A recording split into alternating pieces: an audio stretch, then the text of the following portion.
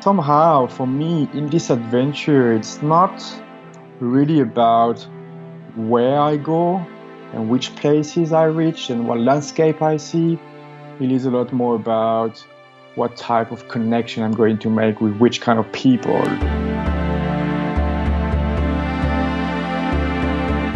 In terms of the trip, people scare me about going to Central America.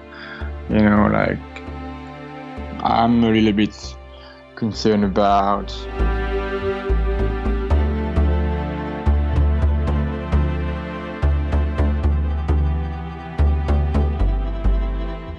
Hey guys, welcome back. This is episode 45 of the Bend Motorcycle Adventures podcast. Thank you for joining. Thank you for listening. And I'm sure that some of you super fans, super subscribers, super listeners, you're saying to yourself right now, hey, I think I've heard that intro before. I've heard that voice. Well, you would be right. So we actually recorded this episode of the podcast for Crushing Miles back in July, and our guest is Bertand De Oliveria. At the time, he had bought a KTM 790 in New York, and he was on his way or riding toward Alaska. Obviously, a lot of stuff has changed since then for Bertand. If you follow him on Instagram, great follow. Stay tuned. Who knows where his venture is going to take him next? But yeah, I need to move all of the Crushing Miles podcasts over to this feed, and this is the first one that I'm moving. If you heard it before on that feed, maybe you want to listen again, or I apologize if you haven't heard it. It's a great listen, and Bertand really is a great guest. So here it is, episode 45, Bend Motorcycle Adventures podcast. Thanks for tuning in, guys. For this adventure, I started the ride in New York City, and the idea was to basically not have much plan, but I know that I have to get to the Arctic Circle kind of quickly. The idea was to go from New York City to the Arctic Circle fairly quickly, and then basically ride all the way down in a way that's very slow. So the start was in New York City. I've been riding before, across Australia and New Zealand and a few different countries in Southeast Asia. But this trip was from New York.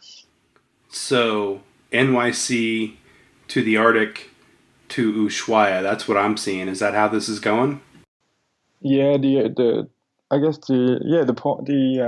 what I wanted to achieve was just get my motorcycle to the North Pole and the South Pole as kind of a challenge. So, but as I mentioned, I don't really have a route that's really defined. But yes, get to Ushuaia and then try to see if I can grab a boat down there, go across the Arctic, see if I can bring the motorbike, maybe not, and get to the South Pole, South Circle.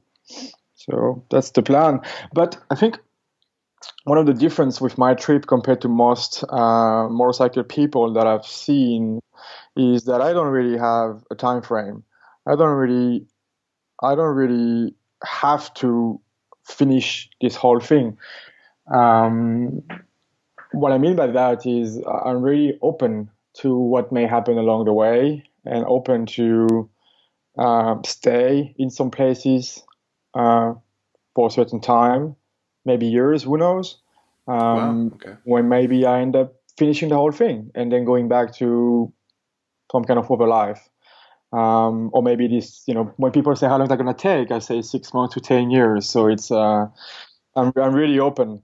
It's kind of a change for me compared to what happened in the last 10 years, with, working and trying to always plan things. I'm trying to take a different direction and trying to live the moment and see where this is going to take me, because I know I can commit going around the whole globe in 3 years and do 250,000 miles and get it done. But what if I get burned out along the way? Or what if I meet great people or great business opportunity? Maybe I want to stop. But I would definitely finish the whole world before I die, that's for sure. Now, we've had quite a few people who are doing rides like this on the podcast before, but I've never asked, how do you get yourself in a position to where you can just ride along at your leisure and not worry about a time frame or money or anything like that? I think it comes down to mindset. Um, I mean, I was fortunate to have some success in the business world, so I have some savings to enable me to go through that without worrying too much. But I don't have enough cash flow to survive for 10 years. So, but I know that as human beings, we can learn any skill and monetize those skills fairly quickly online nowadays. So I have my laptop. I have skill already that I can monetize if I wanted to. So I know that if I want to make money, I can. And that's the mindset I'm trying to apply. Um, it's not easy every day. You just look at your bank account, it's only going down, never going up, and you wonder. But I know that if I need to make money, I can, whether it's online or offline. So that's the mindset I'm trying to apply. Okay. Now, considering money, I would be curious to know whether you are camping along the way or staying with people that you cross paths with or utilizing lodging. Um, I've really enjoyed sleeping into people places, basically the people that I meet along the way. So, and if that doesn't work out, then I can throw my tent. If it's raining, I may get a hotel. But after 3 days on the road, I've never paid for accommodation. Only one time when it was raining, and then yesterday just because I wanted to have time for myself to do some writing. So I'm mostly into people places, and that's just because I just love it, and it's been great experiences sharing with those people, and so far it's been my preferred way of accommodation. Okay, so you're in Edmonton currently. I'm wondering what that window or that time frame looks like for you to travel and ride the Dalton, get up to the Arctic before the weather turns on you. How much time do you have to get up there and get turned south? Yeah, I have to go quickly, so I'm gonna leave today. But the weather should be okay until early September. But my plan is to get up there within less than 2 weeks. I should stay up there. I will touch up there, and then I really don't know if I'm gonna come back down immediately. So I'm gonna join a group of guys that are gonna go all the way up, and then they're gonna go all back down, and then go to Prudhoe Bay. I would like to try to spend some time with the Inuit people there. Try to do some good up there for a little bit, but definitely come back down before the end of August. So, great news. You're riding a brand new KTM 790 Adventure R. What do you think of this thing so far? Yeah, correct. I really, really enjoy the bike. I mean, the last bike I was riding just before that one was the 1290 Super Adventure R. And this 790 just feels a lot more nimble. Off-road is an impressive bike. We know that it feels grounded. There is a lot of torque. And I'm really, really enjoying taking it anywhere. And I feel I've got no limitation. When I had the 1290, I ended up into a situation where, in our trail, I got stuck and I couldn't lift the bike, and I didn't feel I could go anywhere. With this one, I really feel I can go anywhere, and I really like that. I'm also enjoying taking a few hours on the highway. Even though the wind kind of blew a little bit in my face, given that I've made this choice of going for a full off-road helmet. But I'm loving the bike, and the rally mode is really cool. I don't have to stop to get rid of a motor traction control, and that's a big plus. I already had the bells and whistles of the screens and so on. The suspension are amazing. I really, really love the suspension, how they behave, and I'm still on the original setting. So so far so good, but let's see. I think I'm one of the first ones to take it on a super long trip, so I hope to showcase how much this bike is reliable. So let's see. Yeah, I wanted to ask you, have you had any issues, even minor stuff, with the 790 yet? The only stuff that I've had was just on my way to Edmonton. Lost a little bolt that's holding the gear lever. Mm-hmm. The linkage, yeah. Yeah, the linkage. So, that was a little bit, that's the only thing that happened. I mean, I was pushing on the highway for 7 or 8 hours and I lost the bolt. But aside of that, no, it's been all good. Okay.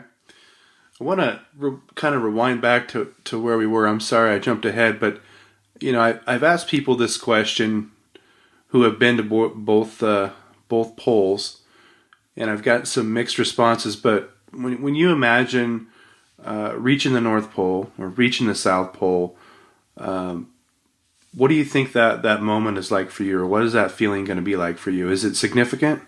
I kind of want to say yes, but I don't want to think about how I'm going to feel and try to plan ahead. I want to see how I experience the moment when I get there. Um, Obviously significant, a big challenge, but somehow for me in this adventure, it's not really about where I go and which places I reach and what landscape I see.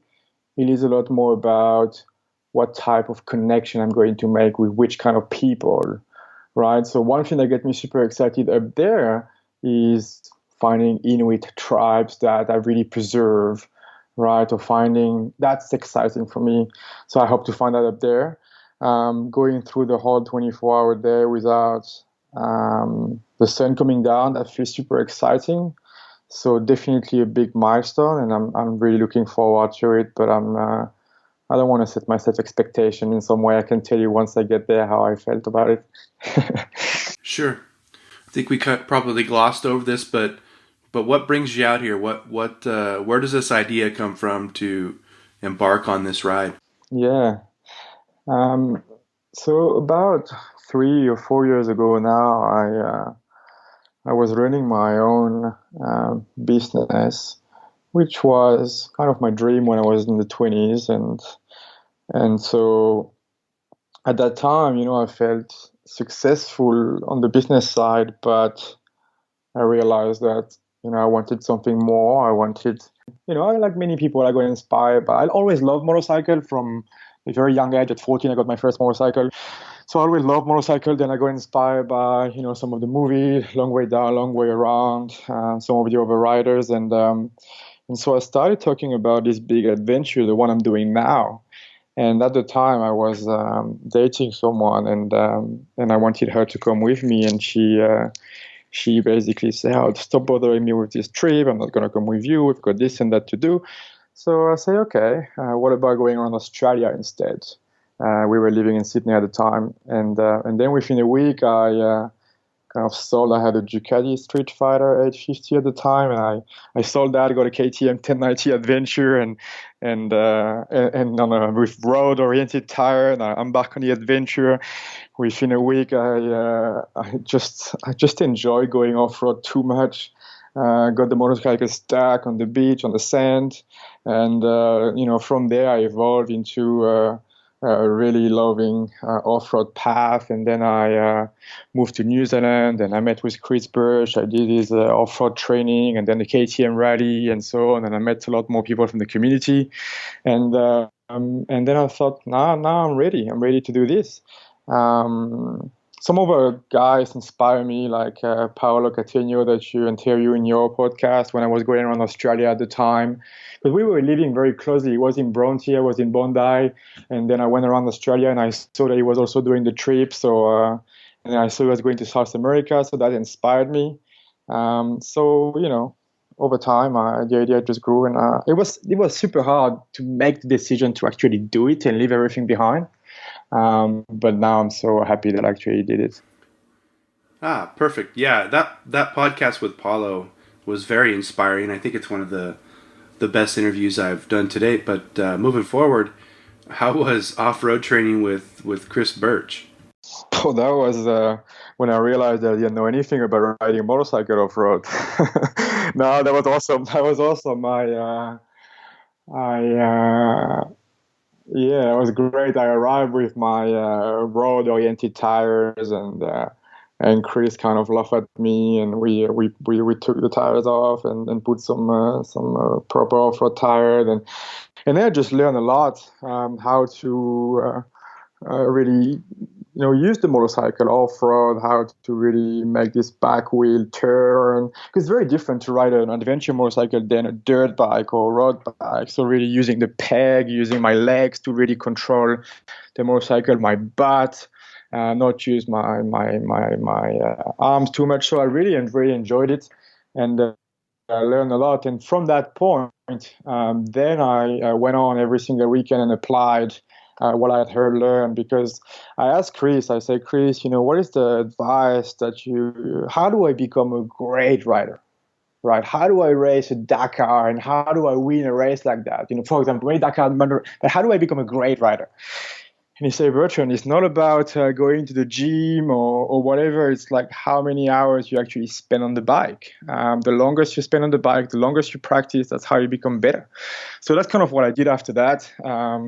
I've been riding a lot, and then when I got to the KTM rally, I thought, now I can ride really well, but then I realized that there's still a long way to go, and there's many great riders out there.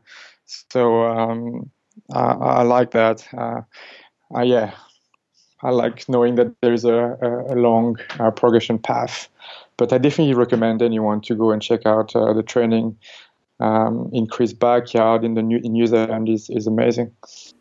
I like what Chris says there about logging time on the bike. I recently read this book called Outliers by Malcolm Gladwell, and he talks about experts in certain fields or professions, and one of the prerequisites for being that high level expert is actually logging approximately 10,000 hours in that profession or trade or skill or whatever. So that's really important to me. You have to put in time on the bike. I totally agree. But, I think it's both kind of spending time on the bike, but then also knowing the basic of the technique, getting some time with someone like Chris and looking at how he takes the curve and how he moves on the bike and trying to reapply that. I think that's useful as well. Definitely. Couldn't agree more. And moving forward, which KTM rally did you have the luxury of attending?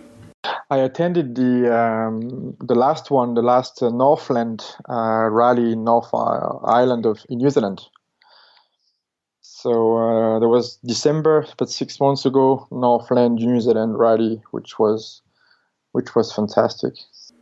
Yeah, I haven't had the luxury of going to one yet. I was going to go this year, and now we have a tour that kind of conflicts with the dates. But from what I understand, it's a pretty good time. It looks great. Yeah, I didn't know what to expect.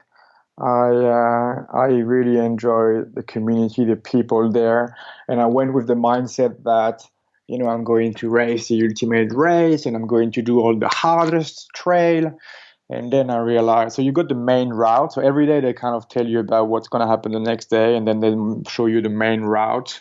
And then you kind of have sections with what they call 1 chili, 2 chili, 3 chili, kind of different difficulties. And then when I attacked the different 3 chili on my 1290R, and I realized that was trail that I haven't. It was very difficult. So I really enjoyed the difficulty and how much planning the guys had put into those trails. I mean, I had been living in New Zealand all around where we were going, and I never knew those trails. So the guys have done an incredible job, and it was super awesome. So yeah, I'm hoping to, if I get back down from the Arctic quickly, then I might join the KTM rally in Canada, so 27, 28, 29 of August, and then you've got the American rally in Colorado, 16, 17, 18 September. So I'll try to join that, and then follow the Baja down there at the end of the month in September. But yeah, so it's been amazing. I would definitely recommend anyone to join. Okay. Have you, and pardon me for my ignorance, but have you been in the States yet? So I used to live in Montreal. So I've been in the States a few times at the time, and visit cities like New York or San Francisco for the business, LA, Austin. So I've been there, but I haven't gone through the wild. I haven't have gone across on motorcycle. So I think, US, big cities versus small town is very different. So I'm looking forward. I feel I don't know anything about it, even though I've been a few times. Yeah, that was going to be my next question. Being from France, how does America differ? But that may be a question for us at a later time. Where did you get your 790 anyway? Did you bring it over, or did you pick it up in Canada? Or no, I got it in New York. So got it in New York City. I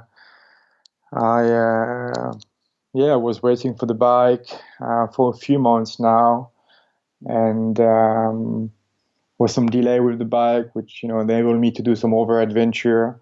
But I picked it up at the end of June, and I set off early July. Okay, you were one of us fortunate few who had a deposit and was able to get one, or did you just pick it up? I had everything planned before, but I was not able to get any of the option that I wanted to have. Everything was on back order, and therefore I just picked it up on the original form, and I just I just planned for it. Okay, great.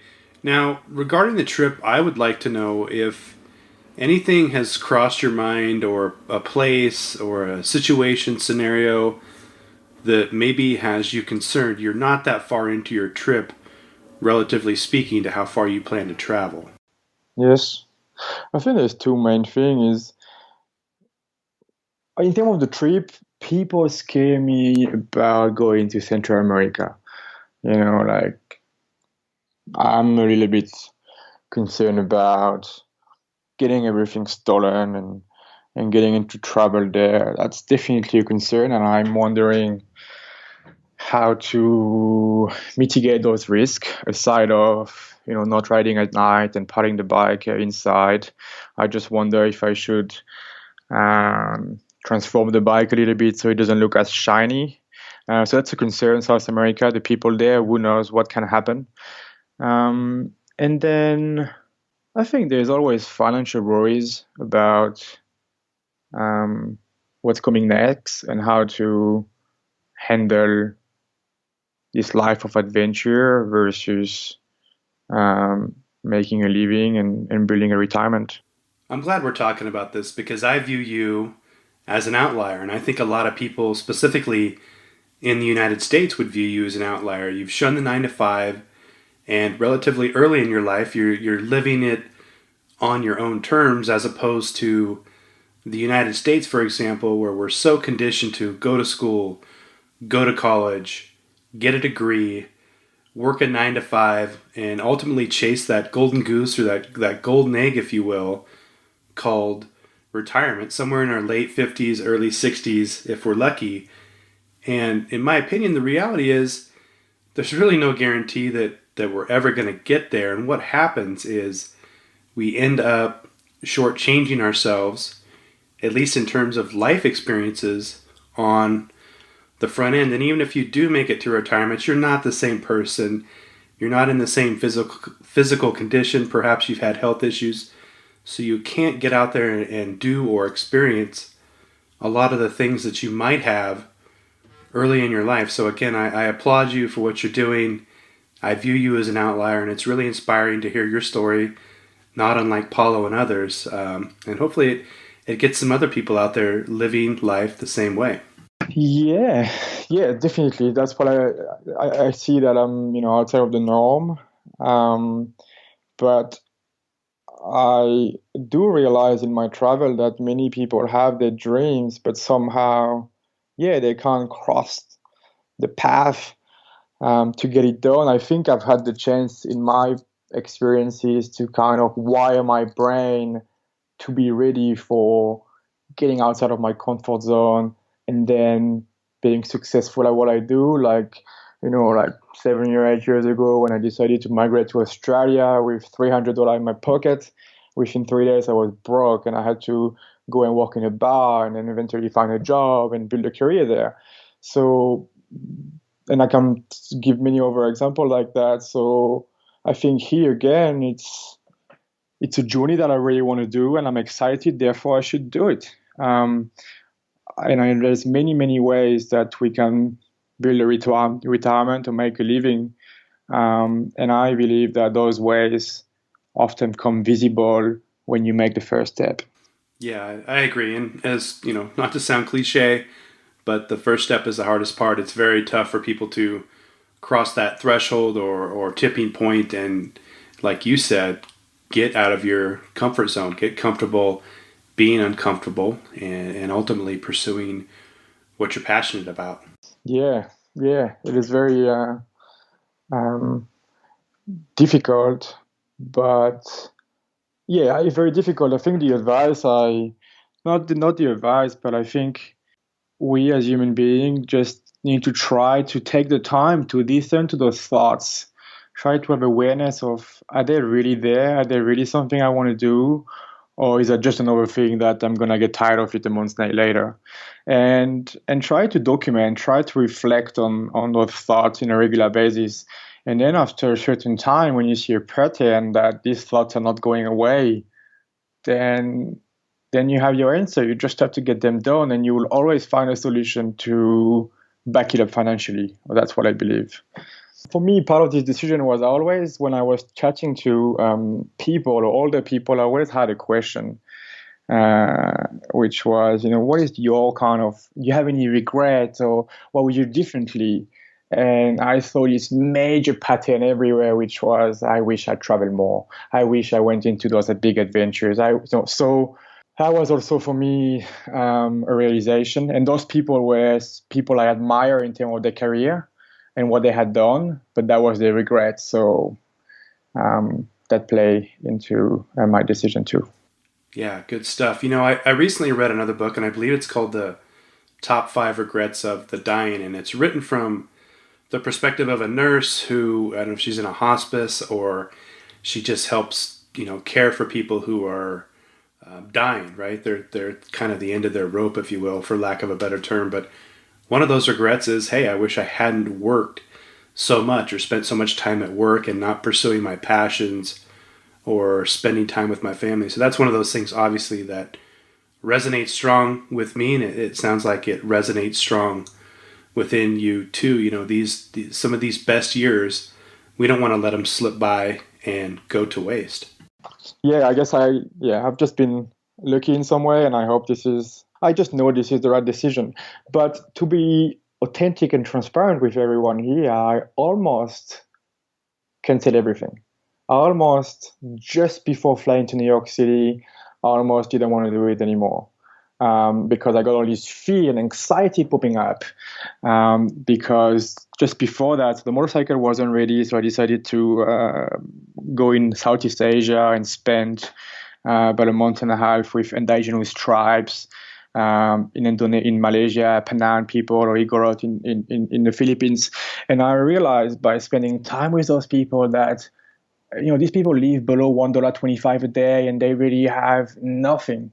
And they have a lot of challenges for education and health and so on. And then I start looking at what I was going to do and buy this new motorcycle, do this whole thing. And I just, wasn't sure whether this was the right thing to do. And also the fears of just burning cash rather than building another business and so on.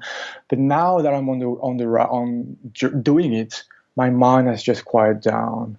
I am able to live the moment. I am feeling happy. And I feel that I'm contributing to this world in a different way that I didn't expect before, because I just meet so many people along the way, and I realize that I'm sharing some kind of stories that are inspiring for them, and I can see their eyes popping up and thinking, oh, I could do this, oh, I could do this. So that's my own way right now to feel that I'm contributing, and that's, giving me purpose. Okay, good stuff. Turning the page here a little bit. We know you're headed toward the Arctic. We know you're going to ride down to Ushuaia, but is there a spot you have in mind that you're just really looking forward to seeing or visiting or riding through? I think I just want to look at what's coming up just next. Now, I've been so excited to get to the west coast of Canada. I'm excited to explore the Rockies from Canada all the way down Vancouver Island, Colorado. I've just heard so many great things about the people there and the vibes. So I want to explore this whole area. Um, yeah, I'm excited for the mountain really up north, and also the indigenous people that I'm going to be able to find in Central America or in the Amazon. Um, yeah. Hey, I'm actually looking at your InReach map, your tracking. You rode by Lake Superior. Did you get a chance to check that out at all? Uh, Check that out. Yeah, just riding by, and I think I camped, had a swim there. I didn't go on a boat across the lake or anything like that, but a beautiful part of the world. Didn't go fishing or anything like that, so it's just another lake kind of thing at the time. Just so many lakes along the way, but this one was particularly beautiful and big. So Okay, and for our listeners, the wonderexpedition.com, Bertrand has a link to his InReach, his tracking, so you can actually see where he's at any time. I don't know how often you're dropping the tracking points, but that's a pretty nice feature of the InReach. yeah, definitely. I think it's updating every 10 minutes when I'm moving and every 4 hours when I'm not. So yeah, that's a way to find out where I'm going. Um, I don't really have a route. For example, to go across Canada, I had the TCAT route. I had the Trans Canada Trail route, which was a possibility. And then every day I just decided whether I wanted to go through that longer path off road or take the road, and I ended up meeting people that recommended places. So yeah, I've just been going with the flow. Okay. And for those of us who aren't out there, what's a typical day look like for you right now? Sure, typical day. Um, Waking up, trying to take time rather than rushing to go on the bike, taking time to have good breakfast, reading something, writing something, and then just getting on the bike, getting excited. Often I just jump on the bike in the morning, and I just stand on the peg and I just yelled, like I'm just so happy to get on the bike. And so that feeling is I just love that feeling. And then basically ride. Right now I'm riding a lot, like most of the day, because I want to get to the Arctic quickly, and I realize there's so much distance. So you just get on the bike, and as soon as you get tired, for me, what I do is as soon as I want to take a break, I get off and I look for a small street, and I look for people outside. It's summer, so people are having a beer or something, and I just stop by and I just share for 30 minutes, an hour, if of more, if it's the end of the day, and then I just keep going. And then yeah, get to the end of the day, and you just find a place to sleep, which again for me it's looking for people, and then hang out and start again. Sounds like a pretty good day to me, Bertrand. Another thing for me is taking pictures. So when I ride, I just enjoy looking around for spots that I can chill and just take some pictures. So I like to do that too. But everyone has his own way. Sure. And this one always comes up. What are you using to take photos? A phone or a camera? Yeah, I've got a camera. I've got a Sony Alpha 7, and then I've just invested in a new lens for this trip. I'm intrigued. What lens did you end up getting? I got Sony G Master 1635, focal 2.8. So the great lens. It's basically a bit heavy for the trip, but I love it, and I have no regrets so far. That'll be the next lens that I get. I literally just took delivery of a 55mm 1.8 aperture, but that 16-35 G Master will be the next one. I think that's a great lens, which is good because I'm going to ask you if you have any photos I can use to accompany this episode too, so you'll have some high res stuff. Yeah, definitely, I can share some of them. Awesome. Switching gears, family and friends back home, how do they feel about your trip? They've been super. Okay, so the thing with me is I've been away for 10 years already, so it's not like I'm just going this trip and living. In this trip is almost I get closer to them in some way because I share on social media every single day pretty much, which I was not doing before. So they see what I'm doing. And therefore we end up chatting over the phone a lot more and they know what's going on. So we have discussions that I think are, more meaningful than maybe we had before because sometimes it's hard to see how was my life. So I feel closer. My mom definitely supports me and the rest of my family. My dad feels that's kind of just crazy. I mean, my dad has been talking about retiring for 10 years and every year, never do it. So for him, just leaving everything behind like that feels kind of crazy. But I think they've learned that I will be able to get back on my feet in some way. So they're really supportive and hopefully they'll be able to join me for some part of the journey. We'll see. Okay. I think that's about all I have for today, but is there anything you want to leave us with? And obviously we want to hear about your social media accounts and your website, but any parting thoughts as you're kind of still embarking on this journey? Is there anything that we should know? I'm still embarking on this journey. For me, this is the creation of a lifestyle, the fulfillment of a dream that I had for a long time. The thoughts I want to leave the listeners with is I really believe that your beliefs create your reality, and your beliefs have been created by your past experiences, whatever they are. The great news is that as human beings, we are able to reprogram what you think. So whatever you have in mind that you want to achieve this dream, I just want you to go for it. And I want you to overcome those fears that kept coming back. And if you want to chat, if you want to get any advice of how to do it, just feel free to reach out. No cost. It's just see how I can help you in some way. But live the life the fullest and, have a great time. In terms of following my journey, the Wonder Expedition, Instagram, Facebook, and then a website where I try to publish as often as I can. So check it out. Okay. And one last thing, anybody helping you out with this trip in terms of sponsors or affiliates? Oh yeah, definitely. I'm very thankful for the support that I've got from first Climb got on board, sponsoring me for all the rider equipment. Then Moscow for the bags and Force Field for the body armor. I've got some apparel from Jane Motorcycle as well, and I've got some new sponsors that I've just accepted to come on board, but I will share that soon. So super grateful to have those people. I guess the one thing here is I remember a few months ago people were telling me there's no way you can get sponsorship by these companies. You need to have X amount of followers. You need to have a track record and this and that. And it definitely helps to have that. But again, it shouldn't be a showstopper.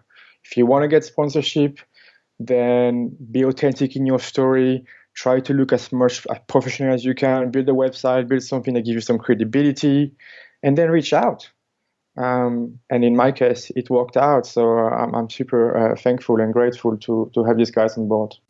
Yeah, that's great advice. I know there are a lot of people probably aspiring to do what you do, or at least have some sort of micro influencer following or something. So that's great advice, great perspective, and a great angle for getting some support on a trip like this, because everything helps at the end of the day, right? Yeah, definitely. And like I said before, it's like taking the first step then to open up new opportunities. So right now, for me, now that I got all my riding equipment, which was what I wanted at the time, now what I'm looking to do is, okay, how do I finance my cost of living? My gas, accommodation, my food. And then I start to look at opportunities to do that.